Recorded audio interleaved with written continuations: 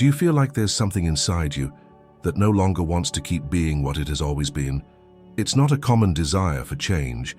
It's a silent discomfort, a kind of inner tension between what you still keep repeating and what no longer makes sense to repeat, as if an old version of yourself is being kept alive by inertia and no longer by choice, an identity built on fear, a need for acceptance, poorly digested experiences, that now feels tight, small, incompatible with something greater that already lives within you. Sometimes it's not life that's stagnant, it's the way you keep identifying with what should have been left behind. The universe doesn't move by logical coherence, but by vibrational coherence. And while your vibration repeats the old story, even in silence, reality has no choice. It keeps mirroring the same chapter. You can move houses, change jobs, cities, relationships. But if the observer remains the same, the scenery just changes clothes. The emptiness persists, the repetition returns. Letting go of an old identity is not an act of will. It's a state of surrender, a gentle collapse of the persona you thought you needed to sustain. When that happens, effortlessly, without announcement, reality, like a living and sensitive field, responds immediately. It bends. It reflects another frequency, another narrative, another life. You don't need to wait for another cycle of pain to allow this inner rupture. Maybe what's holding reality in place is simply your attachment to the version that learned how to survive. But what if, at this very moment, you let that version slip away? Who would you be without who you always believed you were? There's something deeply hypnotic about being who we've always been. Even when the pain tightens, even when the cycle repeats, there's a silent comfort in the familiar, an illusory sense of safety that hides behind the habit of reacting the same way, feeling the same way, thinking the same thoughts. The old identity molded itself to your traumas, your fears, to the demands of a world that asked you to fit in. It was necessary at one point. It was the shield, the armor, the survival map, and that's why letting it go doesn't feel simple. It's almost like losing a piece of yourself. But is it really you, the one fighting to keep existing? Or is it just a program still running in the back of your mind, trying to preserve a structure that no longer serves? Carl Jung once said, "Until you make the unconscious conscious, it will direct your life, and you will call it fate." Some destinies aren't real, they're just repetitions in disguise. And some versions of you are no longer alive, they're just emotional memories wearing your skin. Letting go of an old identity is a silent mourning. There's no funeral, no warning. There's only the moment when the old self begins to dissolve into the field of presence. And that dissolution never happens by force. It happens through exhaustion, through the inner burnout of sustaining a character that no longer resonates with the present. A collapse that doesn't hurt, but empties. Like a rope that, after being pulled for too long, finally snaps. And in that moment, you don't need to do anything. Just don't resist. But the mind resists. Because losing identity is losing control. And control is the hardest addiction to let go of. The mind wants certainty, labels, guarantees. It wants to know who you'll be, what you'll feel, how the world will respond. But the field of transformation doesn't operate within those margins. It demands presence, it demands listening, it demands surrender. The old you is a dusty mirror trying to reflect a light that's no longer there. And no matter how much you polish the surface, change habits, adopt positive affirmations, repeat techniques, the image only transforms when the entire mirror is replaced, when the lens is switched, when the observer allows themselves not to know who they are, to finally discover what they've always been. That's when reality begins to yield, not because you forced it, but because you stopped resisting. The quantum field, that invisible intelligence that permeates everything, doesn't respond to effort, it responds to frequency. And your frequency isn't in what you say, it's in what you vibrate when you're not trying. It's in the silence between thoughts. It's in the gap between what you feel and what you choose to keep feeling.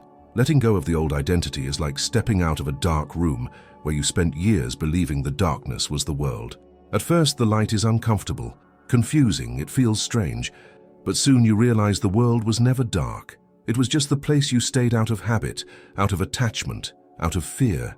You don't need to know how to become new. You just need to stop repeating what has already been. Sometimes what blocks the flow of life isn't a curse or karma or a lack of worthiness. It's just the fact that you're still trying to manifest the new from the old. The universe can't give you something that contradicts who you're being, because it doesn't respond to what you want. It responds to what you are. And what you're being still carries the vibrational signature of everything you've already outgrown but haven't yet released. Maybe today, the most honest question isn't what do I want to create, but rather, what within me still needs to be undone. There comes a moment, not always clear, not always comfortable, when the image you have of yourself begins to crack. It's subtle. Sometimes it happens in a blank stare at the mirror. Other times in an ordinary conversation where you catch yourself repeating words that no longer carry life. It might be in the exhaustion at the end of the day, or the unsettling feeling of playing a role that's lost its script. In that moment, something inside starts to unravel, not because you chose it, but because the time of that identity has come to an end. The old image begins to crumble, but the mind, which so carefully built that mold, tries to piece it back together. It reacts with anxiety, fights to keep everything in place. Because for the ego, being someone, even in suffering, is better than being no one, better than the void, better than the not knowing, better than the not controlling. But the void is the beginning of creation. The fracture of identity is not a collapse, it's an opening, a portal through which something truer begins to emerge. And that truth doesn't come with words. It comes with silence. A silence that feels strange, almost uncomfortable, but deeply real. In that space, you no longer need to declare who you are, no longer need to justify what you feel, no longer need to wear spiritual masks or prove you're evolving. You simply observe, breathe, remain, and little by little, something new begins to vibrate beneath the old skin, something that can't be named, but can be felt. That's where the field starts to move, without effort, without technique, without performance. Reality, like a sensitive mirror, begins to respond not to what you pretend, but to what you allow yourself to be. And that being is vast, silent, bare, free from repetition, free from layers, free from the identity built for survival. You're no longer trying to manifest, you're embodying a new state of consciousness, a new frequency, a new way of inhabiting time and space. There are no guarantees in this place, no maps, no names, and perhaps that's why many go back, because the ego seeks safety, and the soul only seeks truth. Letting go of the old identity is like crossing a river whose banks disappear halfway through. You realize you can't go back, but you still can't see where you'll arrive. And in that in-between space, the mind screams, tries to negotiate with the past, tries to retrieve old references. But if you just breathe and observe, the flow continues. And fear, little by little, turns into presence. You begin to realize it wasn't the identity that gave you form. It was you who sustained it with your attention. And now, without that energetic investment, it withers. It loses its power. What remains is the field. This silent field that exists between you and reality. This vibrational space where everything is created, not by force, but by coherence, by truth felt, by the integrity between who you are inside and what you vibrate outside. That's why reality seems to suddenly change when the old identity is released. It's not magic, it's subtle physics. It's vibrational coherence. The world around you is sensitive to your inner signature, and while it carries the traces of the old self, nothing truly new can take root. But when the frequency changes, everything starts to respond. People drift away, opportunities appear, doors close, and others, unexpectedly, open. Not because you visualized it, but because you became it. The field doesn't respond to unintegrated desires, it responds to states of being, and when your being is clean of the narratives that imprisoned you, reality aligns like a body returning to its center. You feel it, you see it, you recognize it, not because you learned something new, but because you finally forgot what wasn't true. It's not always the mind that notices something has changed first. Sometimes it's the body. Before thought takes shape, the body is already feeling the mismatch of the old frequency, a nameless tension in the chest, a weariness that doesn't come from the outside world, a breath that catches even in moments of silence. There's a subtle strangeness in the air. Something no longer fits, but what will take its place has not yet been revealed. It is in this in-between between what no longer serves and what has not yet been born, that the body speaks the loudest. It always knew. It always held the traces of what you tried to keep hidden with words, with mantras, with effort. The emotions you didn't let flow stayed there, vibrating, waiting for a crack of presence through which they could emerge. And now that the old identity is beginning to give way, they appear, not as punishment, but as invitation. The body is not punishing you, it is revealing you. It's showing you where tension, attachment, guilt, control still remain. Every discomfort that arises is a vibrational map, a still active trace of the version that is falling apart. It's emotional memory, asking to be felt and no longer interpreted. When the old identity begins to dissolve, the first reaction often isn't relief but conflict, because you got used to reacting in certain ways, protecting yourself from specific pains, holding on to certain thoughts as safe paths through chaos. Without those patterns, everything feels vulnerable, raw, exposed. But it's exactly there that something starts to change. Presence, silence, the simple choice not to run, not to explain, not to search for a reason why. The old identity wants to understand, to fix, to solve, but the new field only asks that you be, that you feel, that you observe, without rush. When you stop fighting to go back to what you were, the body also starts to let go. The shoulders drop, the jaw relaxes, the breath deepens. And slowly you realize what you called me was, in large part, accumulated resistance. A sum of tensions held for so long they started to feel natural, but they weren't. They were shields, layers, defenses. An emotional protection system that is now being deprogrammed. The body feels everything first, and it's in the body that the new begins to anchor. That's why, on days when nothing makes sense mentally, return to the body. Lean your back against the wall, close your eyes, feel your feet, the temperature of your hands, the weight of time. Breathe, not to calm yourself, but to be whole, without escape. You don't need to speed up the process. It has already begun. The release of the old identity is not a single point in time. It's a succession of micro-deaths and micro-births happening every day.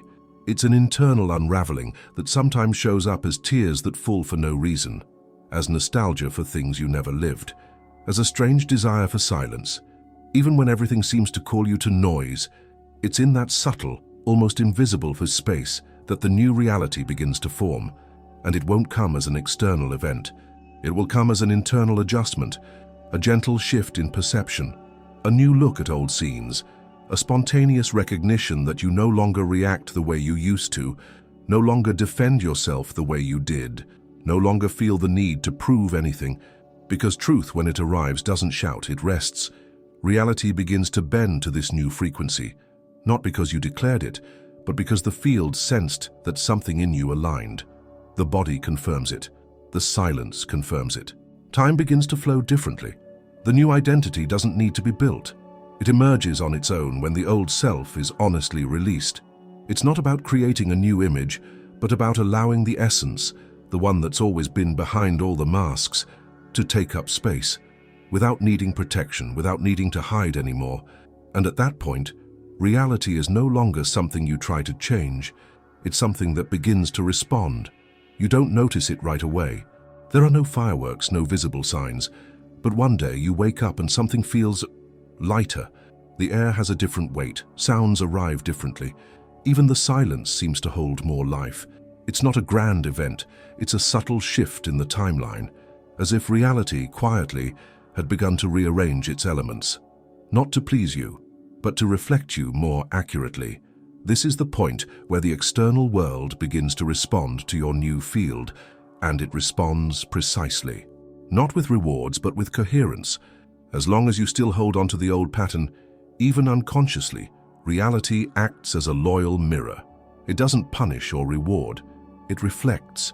It confirms your vibration with the same neutrality as a river reflects the sky, whether it's clear or cloudy. But when you truly let go of the old observer, the reflection changes, not because you fought to achieve something, but because you stopped sustaining what was no longer you. Reality doesn't resist vibrational truth. It bends precisely when it feels that you're no longer trying to be something, when there's no more effort, hidden intention, or need to prove. There's only a pure state of being, of observing, of inhabiting the moment with presence. It's at this point that people leave your life, that unexpected invitations appear, that repetitive situations simply stop happening, not through control, but through vibrational discontinuity. What you were is no longer there to keep the cycle going. The field responds to internal collapse with external reorganization, and that doesn't always come in the form of immediate blessings. Sometimes it comes as silence, as distance, as a period where everything seems still, but inside something is already being rebuilt. The old you searched for signs. The new you recognizes, not because you received proof, but because you feel an inner stability that doesn't depend on evidence. It's like walking across an invisible bridge. The feet don't see the ground, but they know where to step. Is it faith? Maybe, but not a projected faith. It's a silent certainty that arises when the old inner noise disappears. You stop seeking reality as confirmation and begin to live it as extension. Everything starts to feel familiar, even what is new, because the frequency that emanates from you was already present before the circumstances manifested. The world ceases to be a test and becomes a sensitive mirror. A mirror that doesn't lie but also doesn't accuse. That's why true change never depends on time. It depends on vibrational integrity. When your presence aligns with what is real, the universe has no choice but to respond. It rebuilds. It aligns the scene with your new vibration, and sometimes it happens so subtly that the mind can't even explain it, but the heart recognizes it. This is the place where transformation stabilizes, where reality is no longer something you chase, but a reflection you sustain. And here is where the new future begins to form, no longer as a desire, but as a natural consequence of your state of being. You no longer need to manipulate the field, nor defend yourself from it, nor protect yourself from repeating the past, because you are no longer the past. And your frequency is what defines the contours of the experience. There's something profoundly liberating in not needing to control, in not depending on techniques, affirmations, or rituals, not because they don't work, but because your field is already so coherent that reality bends with the simple act of you being present. You no longer want to prove, or convince, or seek outside. You simply observe, and the world sensitive to this new frequency returns to you with precision what you allowed yourself to be. In the end, it's not about creating a new life. It's about no longer sustaining the vibration of the life that no longer represents you. And when that release happens completely, reality doesn't need permission to change. It changes because the source from which it emerged is no longer the same. There comes a moment when the search ceases, not because you found what you were looking for, but because something in you grew tired of searching, tired of comparing, of adjusting, of trying to reach idealized states of consciousness, tired even of the attempt to become better. And in that tiredness, there is rest. The mind, for the first time in a long while, quiets down. The heart stops chasing what always seemed just out of reach, and you realize that maybe it was never about arriving. It was always about inhabiting the moment as it is, inhabiting the body as it feels, inhabiting existence without needing to decipher it at every moment.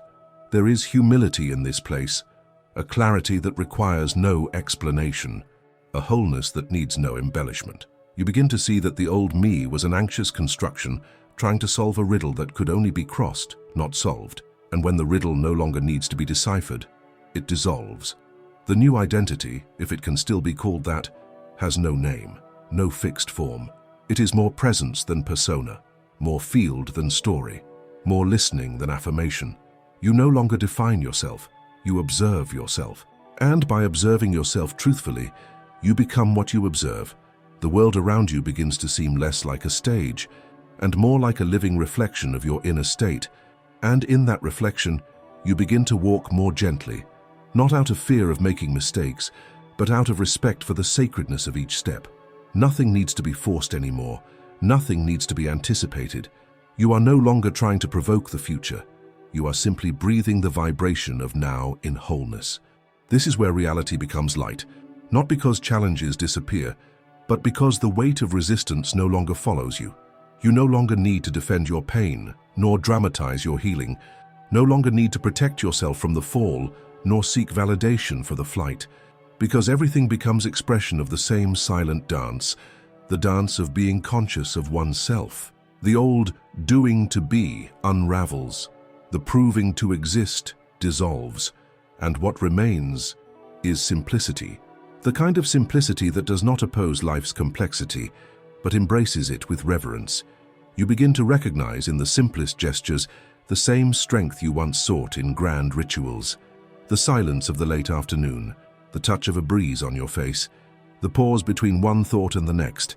Everything is temple, everything is mirror, everything is you. There is no longer separation between what is felt and what manifests. Reality now is an extension of your center. A center that does not shout, that does not demand, that does not project. It simply vibrates. And what vibrates creates. You see someone reacting with anger, and instead of identifying with it, you feel compassion. You recognize a repeated situation, and instead of activating old patterns, you choose a different silence. You look at what once was a trigger, and now is just a memory that no longer pulses with the same intensity. This is vibrational healing, not the kind that erases the past, but the kind that frees you from it. You haven't erased anything, you've simply stopped identifying with what used to sustain the suffering. And without identity, pain has nowhere to anchor. It passes, like everything. The new life doesn't begin with a great event. It begins with small choices not to return to the old. It begins when you surprise yourself by being different from who you once were. When you respond with presence to what once triggered survival. That is the signature of the awakened being. They no longer need to fight for freedom, because they already are freedom embodied. And in this inner space where the past no longer dictates the movements and the future no longer demands haste, the truest reality you've ever lived is born, the one that shapes itself moment by moment to your state of consciousness. There is no greater achievement than this, not because you changed everything, but because you stopped being the one who insisted on controlling what didn't need to be controlled. And now, everything responds. Everything changes when you stop moving from what you want and start moving from what you are. The old you didn't disappear in pain. It simply emptied out when it could no longer find in you the echo that sustained it. What is real doesn't need to be defended, only lived. And when you live from the truth that is already present, without trying to adjust it, without trying to shape it, the entire reality bows in reverence to what is authentic, because life recognizes the frequency of one who has returned to center. The new reality is not a conquest, it is a reflection, and the reflection only changes when the inner mirror is cleared of the character that has already fulfilled its role. If something in this video has passed through your field, write in the comments, "The old me no longer sustains what I now vibrate." That way, I'll know you made it to the end, and that something in you has already begun to let go.